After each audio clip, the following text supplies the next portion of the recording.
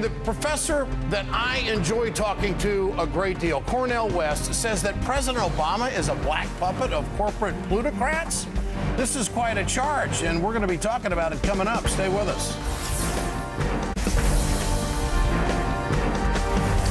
Grading the president. Welcome back to the Ed Show. President Obama got health care reform, Wall Street reform, and $700 billion stimulus that probably saved the country from a depression. None of it was perfect for lefties, but they were still major accomplishments. And it's not the end of the list. In the wake of getting Osama bin Laden, President Obama is experiencing some of his highest approval ratings in 2 years. In speeches these days, the president talks about his successes, but also his shortcomings.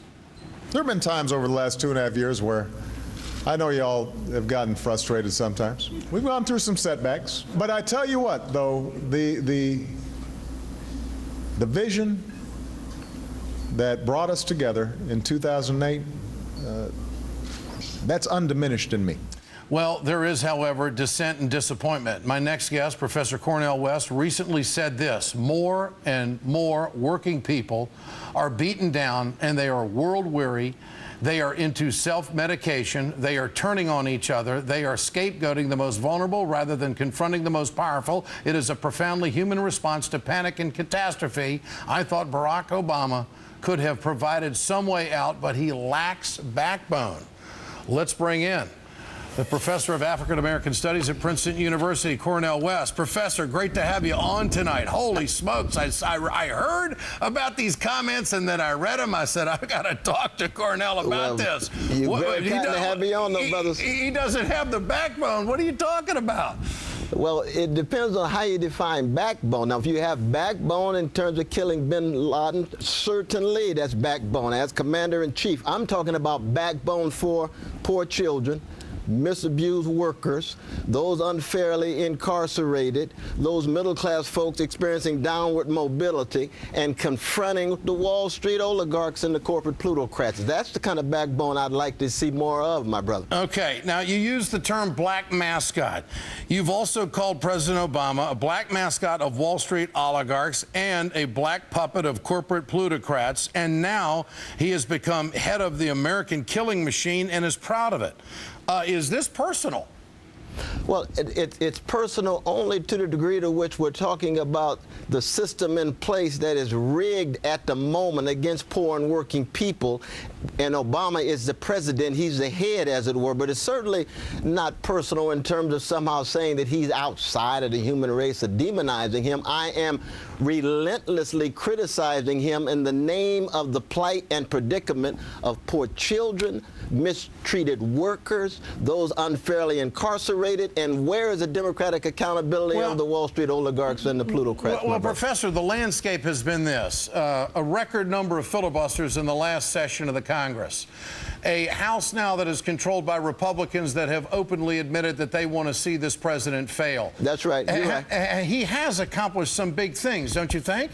Well, he certainly had some accomplishments. I'm not sure how big they are. I mean, health care, it extends the coverage. That's magnificent, but we know it was a giveaway to the private insurance companies and the pharmaceutical companies. We know about the deal that was made, not having backbone for public option. We know that Medicare for All is the only fair and the only effective program in the long run. But if he didn't have the votes, what was he going to do? I'm not denying achievements, but keep in mind, Brother Ed, and this is where I think you and I agree in some part, that I began with the righteous indignation about the conditions of poor people and working people. They have gotten worse in so many ways, even given the attempt of the Obama administration to move forward. But with Tim Geithner and company tied to Wall Street, that is not encouraging at all. All right, but in the midst of the worst economy in 70 years, I mean, what he inherited was just absolutely unbelievable. But Ed, he missed the moment. He could have nipped the bud of the right-wing populism of the Tea Party movement by focusing on homeowners who were losing their homes, on workers with a job creation program with some kind of job corps, and then declaring war on poverty as opposed to this abstract war on terror. Okay, you've also chosen to analyze the president on what seems to be a very deeply personal level. Your quote is, "I think my dear brother Barack Obama has a certain fear of free black men." What did you mean by that?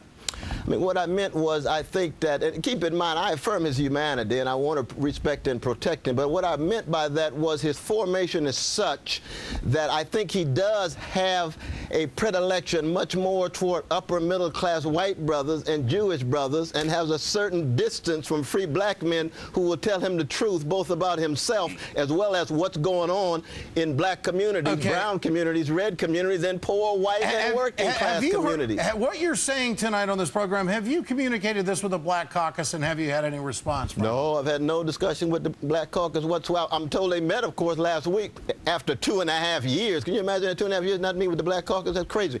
But no, I have no contact with the Black Caucus whatsoever. Professor Cornel West, good to have you with us tonight. Thanks Stay so strong, much. brother Ed. All right, now let's turn to Associate Professor of Politics and African American Studies at Princeton University and a columnist for The Nation magazine, Melissa HarrisPerry. Great to have you with us. Let's start with the policy substance of Professor West's criticism. Your response to it. Well, certainly, all of us who are on the left have critiques of this president, as we had of President Clinton, and obviously as we had during the Bush administration. But I think that, that Professor West is being a little disingenuous and, by the way, also quite vague. He doesn't, for example, talk about the Lilly Ledbetter Act, one of the first acts that the president signed. He talks about, downtrodden workers. Well, this was an act with the explicit purpose of equalizing men and women's pay. He doesn't talk about the fact that the president has used both of his Supreme Court nominations, perhaps the most powerful legacy that any president has, to appoint Sotomayor and Elena Kagan to the court, with the potential of altering how that court will be going into the future. Yeah. He talks about free black men. Well, this is a president who signed an act that actually reduces the ways that we go after marijuana, makes it harder to put people in jail around cocaine at the federal level, actually liberating more black bodies from the criminal justice system. It's just, I think, a sort of critically well, it's more. messy look. It's more than it is the most severe critique that I've ever heard of President Obama, and I understand the debate and whatnot, but it's almost over the top. I don't think it's the most severe critique. In other words, I think that you've actually probably heard it before. It's just that we typically haven't heard it from an African American, and particularly from someone on the left. Well, is there trouble within the African American community? I mean, always. No, I'm talking about in supporting President Obama. I mean, do you think that Cornel West is maybe speaking for a larger number of people than we might anticipate? Undoubtedly, there are many people who support and believe in Cornel West's view of President Obama. And when I laughingly say that there's trouble within the community, all that I mean is that, of course, there's always contestation. There's always heterogeneity. There is no one black community. Now, it's part of what makes us great. But if you look at the polls, the fact is that black voters, these ordinary people that Professor West claims to speak for, have been very, very clear in their support of President Obama and in his policies, both during the Democratic primaries, into the general election, and now during his presidency. I think, actually, the more democratic with a little d way to behave here is to trust people themselves in a populist way to make some of their own decisions. And you wrote today in The Nation that some of this is petty. What do you mean by that? You think the president has dissed Cornel West and he's got a broken nose over it? It's clear to me from the recent article that Professor West does have some personal anxieties. He talked about not getting a ticket to the inauguration, and far more anxious, for me, he talks about President Obama not being able to understand or sympathize with black communities because he has a white mother.